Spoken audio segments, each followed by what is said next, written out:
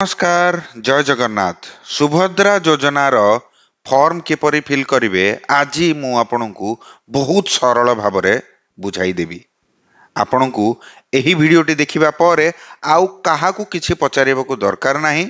केवल फॉर्मटी फिल करिवे आउ जाई जनसेवा केंद्र रे फॉर्मटी जमा करिवे। बास सेतिकी काम जदि करिवे आपण सुभद्रा योजनार लाभ पाई परिवे। तो चलंतु बिना आउ डेरी करी भिडियोटी को आरंभ करवा। केवल गोटे मु आपणठू आशा करी जे आपण भिडियो संपूर्ण देखंतु कारण प्रत्येक स्टेप रे किछि ना किछि आपणकर प्रश्न थाई पारे, किछि ना किछि इन्फॉर्मेशन जोटा थाई पारे जोटा आपण स्किप करिदेले मिस करि पारंती। तो तेणु करी भिडियोटी को संपूर्ण देखंतु।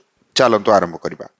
तो आपणक सामने अच्छी सुभद्रा योजनार फॉर्म आपनको ए फॉर्म टी देखि नुआ लागु थाई पारे मु आपनको देखे दउची एटा फॉर्मटा किमिति दिसुची ए देखंतु।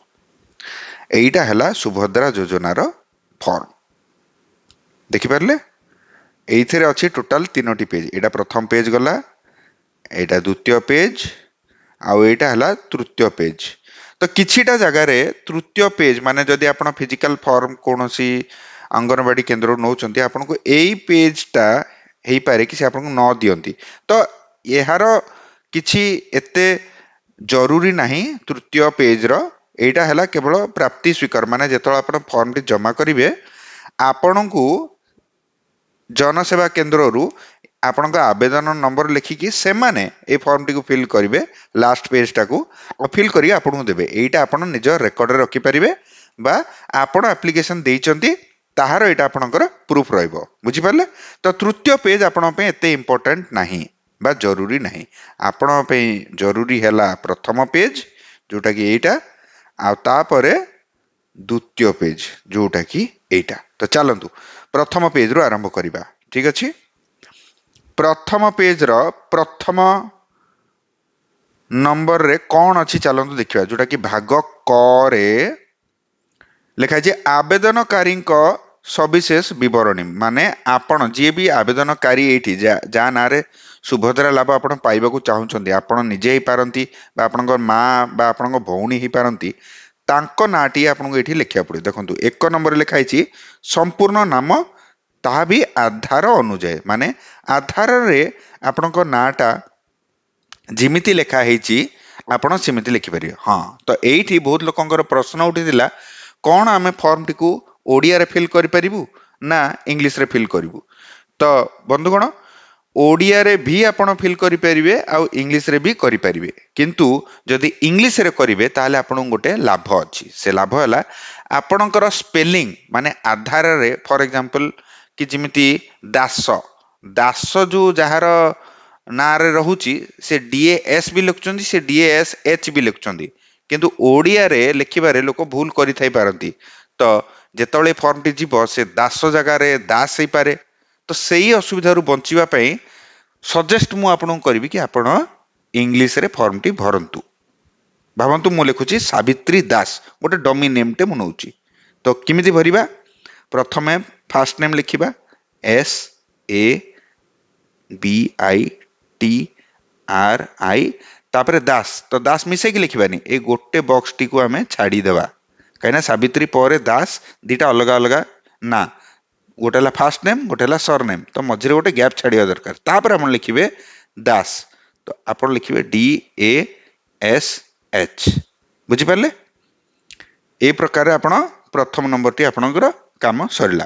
तापर आसला द्वितीय नंबर एइथरे लिखा हिची आधार संख्या। आधार संख्या आपण कोठु मिलिबो आपणको आधार कार्ड रु मिलिबो। प्रत्येक लोकंकर आधार कार्ड रे 12टी संख्यार 4 4 8 4 12 12टी संख्यार एक आधार नंबर अछि। मु आपण पे एठी देखे दउची गोटे डमी नंबर टे पकी कि किमिति लिखिबे आपण निज आधार रु एई नंबर टी उठेगी लिखि परिबे। मु लिखुची 1 2 3 4 5 6 7 8 1 2 3 4। ठीक अछि। द्वितीय नंबर भी फिनिश। तृतीय एथरे लिखा हिची स्वामी अथवा पितांक नाम। तो कोटा लिखिबे एठी तार उत्तर भी एठी लिखा हिची आधार अनुଯାयी। ମାନେ ଯାହା ଆପଣଙ୍କ ଆଧାରରେ ଅଛି, ଆପଣ ଆଧାରରେ ଯଦି ସ୍ୱାମୀଙ୍କ ନାଁ ଅଛି ତାହେଲେ ସ୍ୱାମୀ ଲେଖିବେ, ଆଉ ଯଦି ସ୍ୱାମୀ ନାହିଁ ପିତା ଅଛି ତାହେଲେ ପିତାଙ୍କ ନାମ ଲେଖିବେ। ତ ସେଇ ଅନୁଯାୟୀ ଆପଣ ଏଇଠି ନିଜର ସ୍ୱାମୀ ବା ପିତାଙ୍କ ନାମଟି ଲେଖିବେ। ମୁଁ ଗୋଟେ ଡମି ନାଁଟେ ଲେଖିଦଉଛି,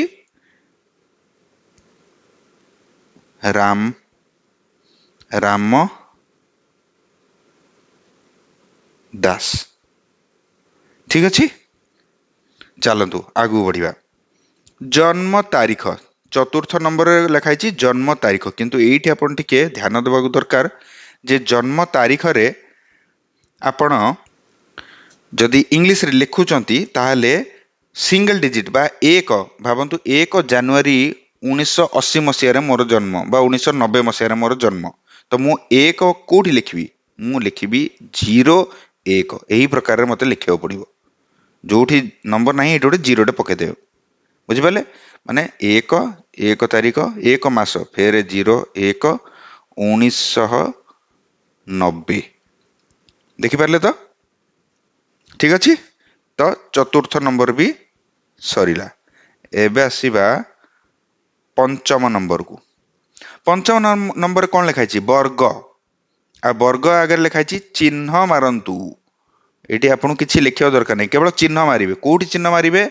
ଏଇ ଯୋଉ ବକ୍ସ ଦିଶୁଛି ଆପଣଙ୍କୁ, ଏଇଟା ଗୋଟେ ବକ୍ସ, ଏଇଟା ଗୋଟେ ବକ୍ସ, ଆଉ ଏଇଟା ଗୋଟେ ବକ୍ସ। ଏଇ ତିନିଟା ବକ୍ସ ଭିତରେ ଯୋଉଟା ବି ଆପଣଙ୍କର ବର୍ଗ ସେଇଥିରେ ଆପଣ ଚିହ୍ନଟି ଲଗେଇବେ।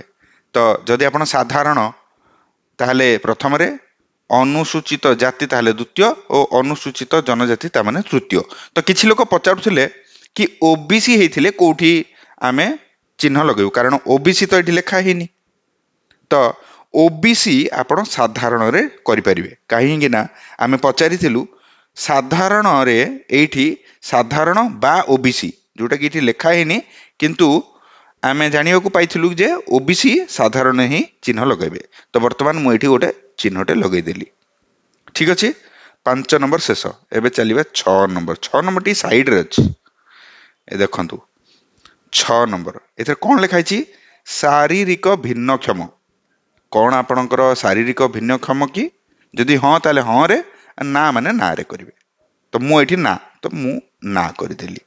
ଠିକ ଅଛି, 6 ନମ୍ବର ବି ଶେଷ।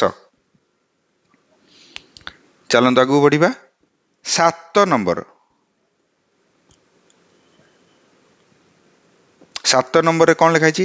ଆଧାର ସଂଯୁକ୍ତ ମୋବାଇଲ ନମ୍ବର। ମାନେ ଆପଣ ଆଧାର କାର୍ଡରେ ଆପଣଙ୍କର ଗୋଟେ ମୋବାଇଲ ନମ୍ବରଟେ ଲେଖା ହେଇଛି, ଆପଣଙ୍କ ନାଁରେ ଯୋଉଥିରେ ଆଧାରଟା ରେଜିଷ୍ଟର ହେଇଛି, ସେଇ ନମ୍ବରଟି ଆପଣଙ୍କୁ ଏଠି ଲେଖିବାକୁ ପଡିବ। ତ ଯାହା ବି ଆପଣଙ୍କ ନମ୍ବର, ନା ଆପଣ ଭୁଲରେ ଏଇଠି ଆଉ କାହାର ନିଜ ଭାଇ ବନ୍ଧୁ ବା ବାପା ବା ସ୍ୱାମୀ ଆଉ କାହାର ନମ୍ବର ଏଇଠି ଯଦି ଆପଣ ଲେଖିବେ ତାହେଲେ ଅସୁବିଧାରେ ପଡିପାରନ୍ତି। ତ ଏଇଠି କେବଳ ନିଜର ହିଁ ମୋବାଇଲ ନମ୍ବରଟି ଆପଣ ଲେଖିବେ। ଆଉ ମନେ ରଖିବେ ସେଇଟା 10 ଅଙ୍କିଆ ନମ୍ବର ହେଇଥିବା ଦରକାର। 9 ଅଙ୍କିଆ ହେଲେ ହବନି କି 11 ଅଙ୍କିଆ ହେଲେ ହବନି, 10 ଅଙ୍କିଆ। ଆମ ସମସ୍ତଙ୍କ ମୋବାଇଲ ନମ୍ବର 10 ଅଙ୍କିଆ। ଭାବନ୍ତୁ, ଏକ୍ସାମ୍ପଲ ଗୋଟେ ଦଉଛି, 987665। 987665। ଠିକ ଅଛି, ଏହିପରି ଭାବରେ ଆପଣ ଏଠି ଲେଖିଲେ। ଇଏ ବି ଶେଷ 7 ନମ୍ବର। ଏବେ ଚାଲନ୍ତୁ 8 ନମ୍ବର ଦେଖିବା। 8ରେ କଣ ଅଛି? ବିକଳ୍ପ ମୋବାଇଲ ନମ୍ବର। ବିକଳ୍ପ ମୋବାଇଲ ନମ୍ବର ମାନେ ଯଦି କୌଣସି କାରଣବଶତଃ ଆପଣ ଭାବୁଛନ୍ତି କି ଏଇ ନମ୍ବରରେ ଆପଣଙ୍କୁ ଯୋଗାଯୋଗ କରି ନ ହେଇପାରେ ବା କିଛି ଅସୁବିଧା ରହିଛି, ତାହେଲେ ଆପଣ ଗୋଟେ ବିକଳ୍ପ ନମ୍ବର ଦେଇ ବି ପାରିବେ। ଏଇଟା ଜରୁରୀ ନୁହଁ, କିନ୍ତୁ ଆପଣ ଯଦି ଚାହିଁବେ ତାହେଲେ ଆପଣଙ୍କର ଯଦି ସ୍ୱାମୀ କି ବାପା କି ଭାଇ, ଆପଣ ଯାହାର ବି ଦେବାକୁ ଚାହୁଁଛନ୍ତି, ଏଇ ଏରିଆଟାରେ ତାଙ୍କ ନମ୍ବରଟି ଆପଣ ଦେଇପାରିବେ। ସେମିତି ହିଁ 10 ଅଙ୍କିଆ ଆପଣ ନମ୍ବର ଦେଇପାରିବେ। ବୁଝିପାରିଲେ? ଠିକ ଅଛି, ଏବେ 9 ନମ୍ବରକୁ ଯିବା। ସରିଯିବ ଆଜ୍ଞା, ଆଉ 2 ମିନିଟରେ ପୁରା ଫର୍ମଟା ସରିଯିବ। ଜିଲ୍ଲା। ଆପଣଙ୍କ ଜିଲ୍ଲା କଣ? ମୋର ହେଲା ଖୋର୍ଦ୍ଧା, ମୁଁ ଲେଖୁଛି ଖୋର୍ଦ୍ଧା, KHORDHA, ଖୋର୍ଦ୍ଧା। ହେଲା, 9 ନମ୍ବର ବି ଶେଷ। ଆସିଯିବା 10 ନମ୍ବର। ଏବେ 10 ନମ୍ବରକୁ କରିଲା ପୂର୍ବରୁ ଆପଣଙ୍କୁ 10 ଆଉ 11 ଦିଟାକ ପଢିବାକୁ ପଡିବ, କାରଣ ଆପଣ 10 ଭରିବେ କିମ୍ବା 11 ଭରିବେ। କାହିଁକି? ଏଇଠି ଦେଖନ୍ତୁ ଲେଖା ହେଇଛି, ଏଇଟା ଗ୍ରାମାଞ୍ଚଳ ନିମନ୍ତେ। 10 ନମ୍ବରଟା ହେଲା ଗ୍ରାମାଞ୍ଚଳ ନିମନ୍ତେ, ଆଉ 11 ନମ୍ବରଟା ହେଲା ସହରାଞ୍ଚଳ ନିମନ୍ତେ। ତ ଆପଣ ଦେଖନ୍ତୁ ଆପଣଙ୍କର ଆଧାର କାର୍ଡରେ ଯୋଉ ଆଡ୍ରେସ ଅଛି ଆପଣ କୋଉ ଅଞ୍ଚଳରେ ରହୁଛନ୍ତି ଆଉ ଆପଣ କୋଉଠି କୋଉ ଜାଗାକୁ ଆପଣ ଆପଣ ଆଧାର କାର୍ଡ ହିସାବରେ ଅଛି, ଆପଣ ସହରାଞ୍ଚଳର ନା ଗ୍ରାମାଞ୍ଚଳ। ଯଦି ଗ୍ରାମାଞ୍ଚଳ ତାହେଲେ ଗ୍ରାମର ନାଁ, ଗ୍ରାମ ପଞ୍ଚାୟତ ଆଉ ବ୍ଲକ ଏହାର ଡିଟେଲ ଆପଣ ଲେଖିବେ। ଆଉ ଯଦି ଆପଣ ସହରାଞ୍ଚଳ ତାହେଲେ ଆପଣ ward number, urban local body କିଏ, ଆଉ ସହର ବା ନଗର କ'ଣ ସେଇଆ ଆପଣଙ୍କୁ ଏଠି ଲେଖିବାକୁ ପଡିବ। ଠିକ ଅଛି।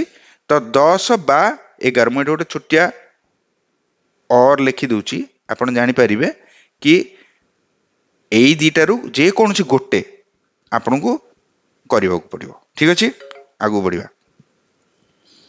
12 ନମ୍ବର ଆଧାର ସକ୍ଷମ ସଞ୍ଚୟ ଖାତା ଥିବା ବ୍ୟାଙ୍କ ନମ୍ବର, ବ୍ୟାଙ୍କ ନାମ। କେବଳ ବ୍ୟାଙ୍କର ନାଁଟି ଲେଖିବାକୁ ପଡିବ, ବ୍ୟାଙ୍କର ଆକାଉଣ୍ଟ ନମ୍ବର ଏଥିରେ ଲେଖିବାକୁ ଦରକାର ନାହିଁ। କିଛି ଲୋକଙ୍କର ପ୍ରଶ୍ନ ଥିଲା କି ସାର୍ ଆମେ ଆକାଉଣ୍ଟ ନମ୍ବର ତ ଦେଲୁନି, ଆମକୁ ପଇସା କେମିତି ମିଳିବ? ତ ଆପଣଙ୍କର ଯୋଉ ଆଧାର ନମ୍ବରଟା ଆପଣ ଦେଇଛନ୍ତି ତା ସାଙ୍ଗରେ ଯୋଉ ବ୍ୟାଙ୍କ ଖାତା ଆପଣଙ୍କର ଲିଙ୍କ ହେଇକି ରହିଛି ସେଇ ବ୍ୟାଙ୍କ ଖାତାରେ ଆପଣଙ୍କୁ ଟଙ୍କାଟି ମିଳିବ। ତ ଆପଣଙ୍କୁ ଏଠି ବ୍ୟାଙ୍କ ଆକାଉଣ୍ଟ ନମ୍ବର ଲେଖିବାକୁ ଦରକାର ନାହିଁ, କେବଳ ବ୍ୟାଙ୍କର ନାମଟି ଲେଖିବେ। ମୋ କେସରେ ଷ୍ଟେଟ ବ୍ୟାଙ୍କ ଅଫ ଇଣ୍ଡିଆ, ଆପଣଙ୍କ କେସରେ ହେଇପାରେ ୟୁକୋ ବ୍ୟାଙ୍କ ବା ଆଇସିଆଇସିଆଇ ବ୍ୟାଙ୍କ ବା ଏଚଡିଏଫସି ବ୍ୟାଙ୍କ ବା ଯେକୌଣସି ବ୍ୟାଙ୍କ, କେବଳ ବ୍ୟାଙ୍କର ନାମ ଆଉ କିଛି ନାହିଁ, କେବଳ ନାମ। ଦେଖନ୍ତୁ ମୁଁ ଲେଖୁଛି ଷ୍ଟେଟ ବ୍ୟାଙ୍କ ଅଫ ଇଣ୍ଡିଆ। ଠିକ ଅଛି, ପ୍ରଥମ ପେଜ ଶେଷ। ଏବେ ଚାଲିବା ପରବର୍ତ୍ତୀ ପୃଷ୍ଠାକୁ। ଠିକ ଅଛି, ଚାଲନ୍ତୁ। ଦ୍ୱିତୀୟ ପେଜ ବହୁତ ସହଜ, ଏଇଥିରେ କିଛି କାମ ନାହିଁ, ଖାଲି କାମ ଏତିକି କି ଏଇଥିରେ ଆପଣଙ୍କୁ କେବଳ ଟିକ୍ ମାର୍କ ଲଗାଇବେ ବା ଚିହ୍ନ ଲଗାଇବେ। କ'ଣ ଚିହ୍ନ ଲଗାଇବେ? ଏଥିରେ ଭାଗ ଖ ଯୋଉଟା କି ଏଇଟା ହେଲା ଗୋଟେ ଘୋଷଣା ନାମା ବା ଡିକ୍ଲାରେସନ, ମାନେ ଯୋଉଥିରେ ଯୋଉମାନେ ଏଲିଜିବଲ ହିତାଧିକାରୀ ତାଙ୍କ ମାନଙ୍କର ସବୁଥିରେ ଟିକ୍ ମାର୍କ ହିଁ ଆସିବ। ଯେମିତିକି ମୁଁ ପ୍ରଥମଟା ଦେଖନ୍ତୁ, ମୁଁ ଓଡ଼ିଶାର ବାସିନ୍ଦା ଅଟେ, ହଁ ଠିକ, ତ ଟିକ୍ ମାର୍କ ଆସିଗଲା। 1 ଜୁଲାଇ 2024 ସୁଦ୍ଧା ମୋର ବୟସ 21 ବର୍ଷ କିମ୍ବା ତାଠାରୁ ଅଧିକ ଏବଂ ଏତିକି ବର୍ଷରୁ କମ ଅଟେ, ହଁ ଠିକ ଅଛି, ଏଇଟା ମୋର ଟିକ୍ ଆସିଗଲା। କିନ୍ତୁ ଯଦି ମୁଁ ଏଇ ଦିଟା ଭିତରୁ କିଛି ମୋର ନ ହେଇଥାନ୍ତା ତାହେଲେ ମୁଁ ଟିକ୍ ମାରିବିନି। ଆଉ ଯଦି ଟିକ୍ ନ ମାରୁଛି ତାମାନେ ମୁଁ ଆଧାରର ସୁଭଦ୍ରା ଯୋଜନାର ଲାଭ ପାଇପାରିବି ନାହିଁ।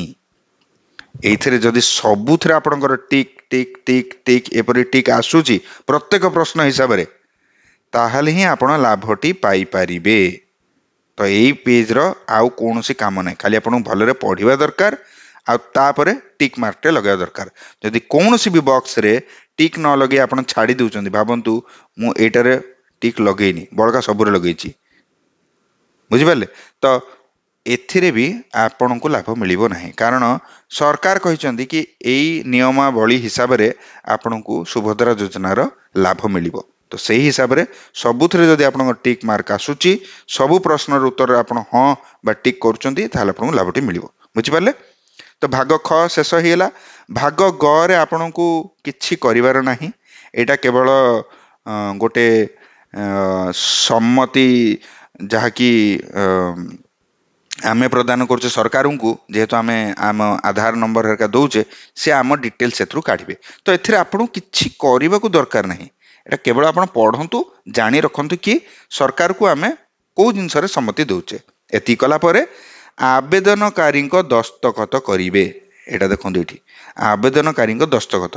ତ ଏଇଠି ବି ଗୋଟେ ବଡ ପ୍ରଶ୍ନ ଲୋକଙ୍କର ଆସୁଥିଲା କି ଦସ୍ତଖତ, ଚାଲନ୍ତୁ ଭାବନ୍ତୁ ମୁଁ ତ କରିଦେଲି, ମୁଁ ପଢା ଲେଖା ଜାଣିଛି, କିନ୍ତୁ ଯୋଉ ମା ବା ଭଉଣୀ ଯିଏ ପଢା ଲେଖା ଜାଣିନାହାନ୍ତି ଅଙ୍ଗୁଠା ଚିହ୍ନ ଦଉଛନ୍ତି, ସେ କେମିତି କରିବେ?